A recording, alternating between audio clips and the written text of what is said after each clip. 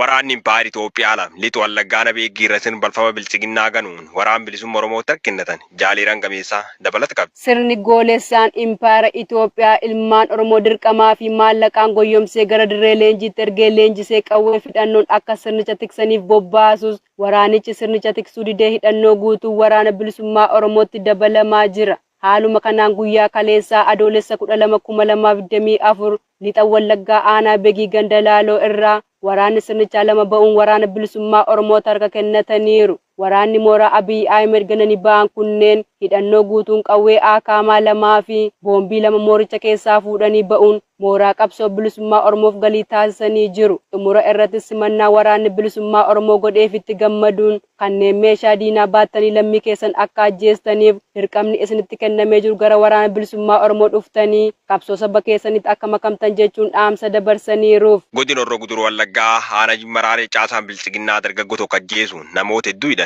Jaalir Budugaa waan qindeeffatti qaba. Sirni Impaayera Itoophiyaa ola deemoo kumaatamaan karaatti kutaa nageen jenne bilchiginnaan godina Horroo Guduruu Wallaggaa aanaa Jimmaraareetti loltoonni Abiy Ahmed dargaggoo tokko ajjeesuun namoota hedduu hidhaatti guuruun himameera. Gaafa adoolessa 5/2024 ganda sochoosaa gammachiisaa jedhamu keessaa dargaggoo maqaan isaa Bashee Nagaasaa Hirphaa jedhamu badii tokko malee rasaasaa afuritti roobsuun haala suukanneessaa ta'een ajjeesanii gatuu maddeen keenya eeran. Ilmaan Oromoo garmalee dararuu akka tooftaa ittiin aangoorra turuutti ilaaluun haala suukanneessaa ta'een hawaasa nagaa iraarsaa kan jiran loltoonni koloneel Abiy Ahmed gaafa adoolessa 7/2024 ganda misoomaa Dhangaggootti namoota maqaan isaanii Lammii Qaqqabaa, Dajanee Qannoo, Raggaasaa Xabbaqaa, Tasfaa Afataa fi Gaaddisaa Mararaa kanneen jedhaman badii tokko malee sababa Oromummaa isaanii qofaaf hidhanii dararaa jiraachuu jiraattonni gandichaa irraata biyyoolessa Oromiyaatti himan. Godina Baarar Giyaana Malkabalootti ergamtoonni PP uummata dirqamsiisuun laf qochisiifachaa jiraachuun ibsame.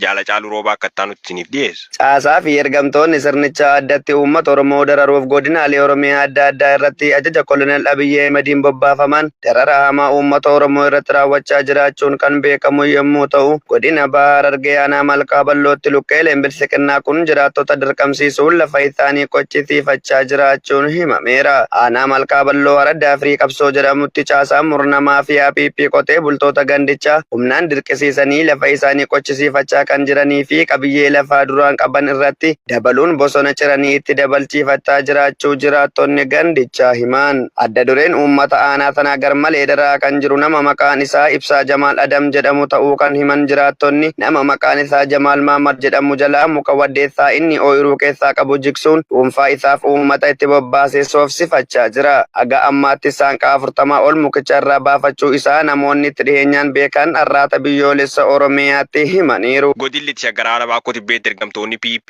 uummata nagaa irra saamichi reebichaa fi dhajabeessan itti fufan jaalboori addunyaa dabalata qaba. Murni faashistii bilchiginnaa godina lixa Shaggar aanaa Baakkooti beetti uummata nagaa irratti maqaa waraana bilisummaa Oromoo gargaartu jedhuun saamicha hidhaa dararaa fi ajjechaa kan durii caalaa jabeessee itti fufee jira. Aanaa Baakkooti bee ganda Adulaan jedhamu keessatti namoota maqaan isaanii Obbo Geetuu Gabayyoo fi Obbo Garramuu Gotee jedhaman yoo saamu Obbo Geetuu jalaa midhaan nyaataa kanneen akka boqqolloo, qamadii fi garbuu kuntaala 10 ol akkasumas dunkaana isaa cabsuudhaan maallaqa qarshii 120 ol jalaa yoo saaman Obbo Garramuu jalaa ammoo loon 3 fudhatanii jiraachuu jiraattonni gandichaa himan. Haaluma wal fakkaatuun waraanni faashistii PP ganda walqixxummaa bakka addaa Areeree jedhamutti uummata nagaa qe'ee fi qabeenya isaanii irratti dararuu fi saamuun eerameera. Akka jiraattonni kun jedhanitti namoota maqaan isaanii Aadde Caaltuu Dhugaasaa jalaa loonsummaa Oromoof taasifame kan adoolessa 13/2024 isiniif dhiyeessaa ani kennaa sabaati. Jaarmiyaan Aabaa Woboo Gamtaa Tokkummaa Baqattoota Oromoo Yemen Gurmuu Urjii marsaa 47ffaaf doolaara Ameerikaa 4,504 irree fi gaachana sabaa Woboof gumaachanii jiru. Waraana bilisummaa Oromoo yookiin Aabaa Woboof jaarmiyaan Aabaa Woboo biyya alaa godina giddu galeessa bahaa fi fagoo Gamtaa Tokkummaa Baqattoota Oromoo Yemen jalatti gurmuulee ijaaramanii jiraniin marsaa 45ffaaf deeggarsa taasisaniiru. Gurmuu Urjii magaalaa Raadaa doolaara 16,364 gurmuu jalatti kan ijaaran maadhen qaanqee dhaabaa doolaara 79 hundeessaa Idiriisoo Nuuree dhuunfan doolaara 74 walii galatti doolaara 16,517 qarshii Impaayera Itoophiyaatti miliyoona 1,800 fi shantamaa fi 100 gumaachanii jiru. Maatiin tokko guutuun woboo diinagdeen cimsuuf gumaacha taasisaniiru. Harmee Oromoo jaal urjii bilisummaa yookiin haadha warraa fi jaal bilisummaa gadaa abbaan warraa maqaan ilmaan isaanii falmataa bilisummaa, falmattuu bilisummaa, hulanii bilisummaa, marroo bilisummaa, biiftuu bilisummaa, dhaadhiyeessaa gadaa bilisummaa, loltuu bilisummaa, saglii bilisummaa, ifa bilisummaa biyya baqaa Awurooppaarraa woboo diinagdeen tinnisaniiru. Maatiin sabboonon Oromoo kun nuti miseensota maadhee jaal Elemoo Qilxoo fi jaal Marroo Dirribaa Lammeessati jechuun kaayyoo qabsaa'otni Oromoo angaftii fi gameessi irratti wareegaman galmaanni geenya waadaa jedhuun qabsoo ABO woboon geggeessaa jiruuf waxabajjii 22,2024 yuuroo 21,000 gumaachaniiru. Duula irbuu shinniigaa ABO woboon taasisaa jiru diinagdeen utubne qabsicha milkeessuun bilisummaa fi walabummaa goonfachuuf nuti miseensotni maadhee jaal Elemoo Qilxoo fi jaal Marroo Dirribaa waadaa keenya haaromfanneerra jechuu isaanii gabaasa ajajaa olaanaan ABO woboo arraata biyyoolessa Oromiyaa qaqqabsiisaniin beekuun danda'ameera. Nutis galanni keessan bilisummaa haa ta'u ittiin jennaa injifannoon uummata Oromoof. Ashama kabajamtoota daawwattoota keenya oduun biyya keessaa akkuma arraada biyyoolessaa Oromiyaa irra kan dhaggeeffataa turtanii amma gama oduu gama biyya alaa isin dabarsina. Akkuma beekamu guyyaa kaleessaa pirezidaantiin Ameerikaa kan duraanii Tiraamp osoo inni walga'iirra deemaa jiru iddoo wantaarra leenya walga'iirra uummata haasawaa isaa jirutti rasaasa itti banamuudhaan nama lama kan du'anii fi inni illee mataa dhahamee hedduu diineerraa dhangala'ee kan boodigaardii kan waardiyaan isaa itti marsuudhaan makiinaa keessa kaanii kan deemanidha. Yeroo ammaa kana keessatti ijoon biyya addunyaa ta'uudhaan kan waliigatti haafamaa jiru Tiraampii yaalee jechaadha. Maa bira gaggeeffame Tiraampii ajjeesuudhaaf kaayyaa gaggeeffamee jechaa jira. Kunis kan ta'aa jiru duula filadhaadhaa kan yeroo ammaa kana bara 2024 keessa jiru kana keessatti Ameerikaa keessatti gaggeeffamaa jiru paartii Rippaabilikaa bakka bu'uudhaan Tiraampii dorgommiirra jira. Paartii Dimokiraasummaa bakka bu'uudhaan immoo Joo Baayiden dorgommii jira. Yeroo torbee dabre keessa wal mormii gaaffii deebii daqiiqaa 90 CNN miidiyaa guddaa addunyaatti dabraa turetti Tiraampii waan injifateef Joo Baayiden waan injifateef yeroo ammaa kana keessatti Joo Baayiden nama umrii waggaa 80 takkaa waan ta'eef haasawinsaa wal harkaa dha'uudhaan waan silaayachuu barbaade waan biraa dubbachuudhaan dorgommii afaan irratti mo'amee ture. Kanaaf yeroo ammaa kana keessatti akkamiin dorgomu waan jiruuf shira garaagaraa xaxamaa jira. Akkuma beekamu yookaan viidiyooleen garaagaraa kan Tiraampii yeroo dhaamu gaggeeffamanii mul'atu. Guy on the roof with a rifle. Next thing you know, 5 shots ring out. We were just about to go live on the BBC World Service. We heard some shots fired.